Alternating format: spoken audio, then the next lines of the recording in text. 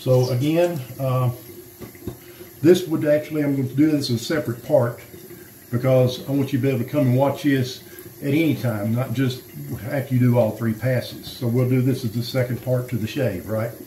So here we go. What we're going to do is I like to rinse my face off, and I typically use warm water to do this, just as I do with all my pre-shave and all my shaving. When I'm wetting my face, I'm using a warm water. Some people like cold water. It's perfectly fine. Whatever you're comfortable with, whatever works for you. I generally do warm water. I still got some soap residue, okay? There's still some slickness here, which is one of the great things about Purasso. It has a really nice residual slickness. So I'm going to do some more rinsing.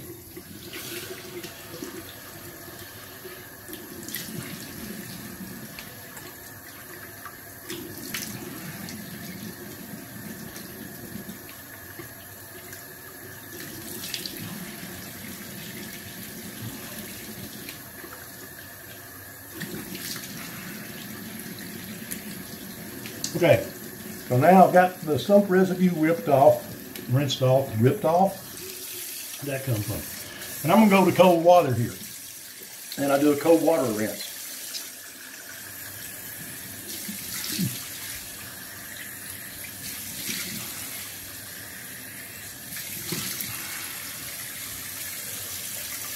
And I take my alum block. Remember, I recommended you get an alum block, right?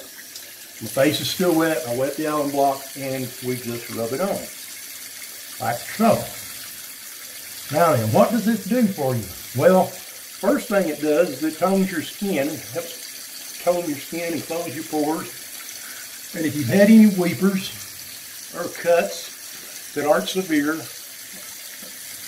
minor cuts, minor weepers, if there's still red spots or still a little seepage going on, this will more than likely take care of it. It'll stop it. It'll seal it right up, just doing this right here. And that's about all you need to do is just that one rub over. I typically do 2, just to be sure that I get everything, right?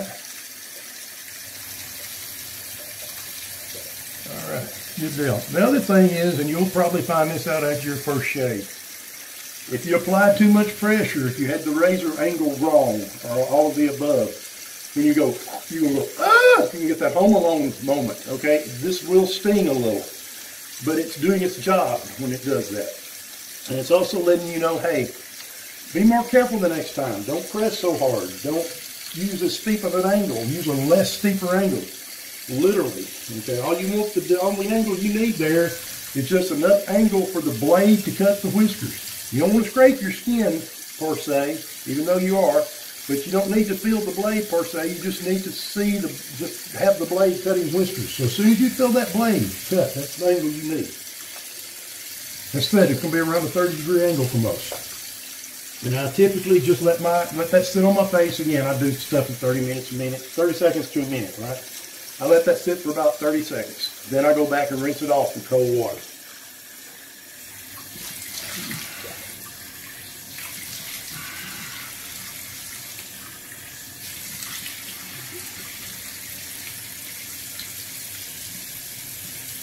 Okay, now then, take a dry towel and I just pat my face dry, right? They say not to rub. I'm not sure why they say not to rub, just pat. So I've always just patted, okay? So, now then, the face is nice and dry.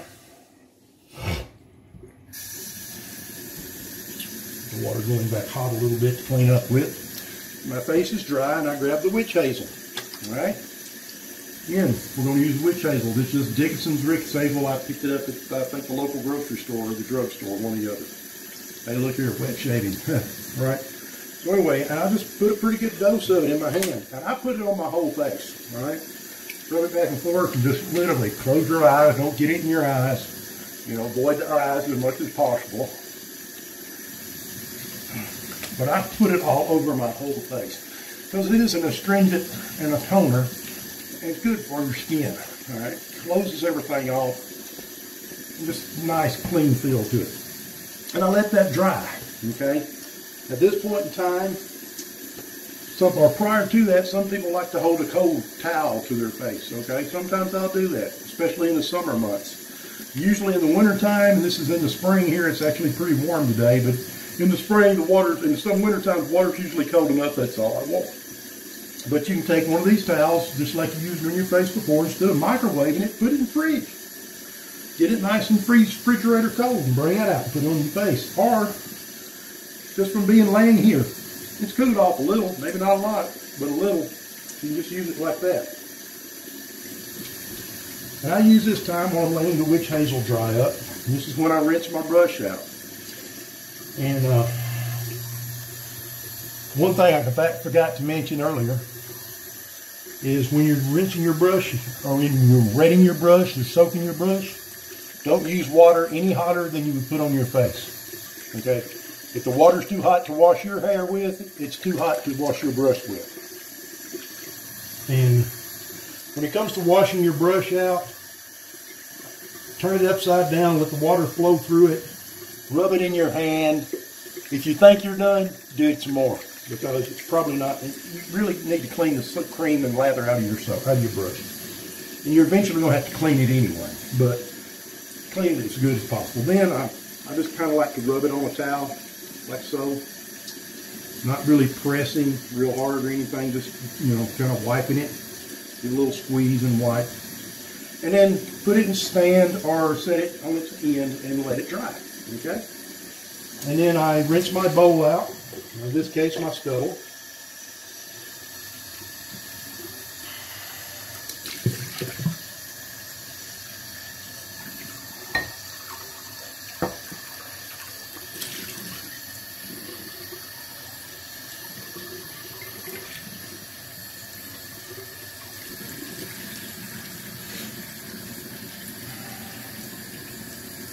And then I dry it off, right?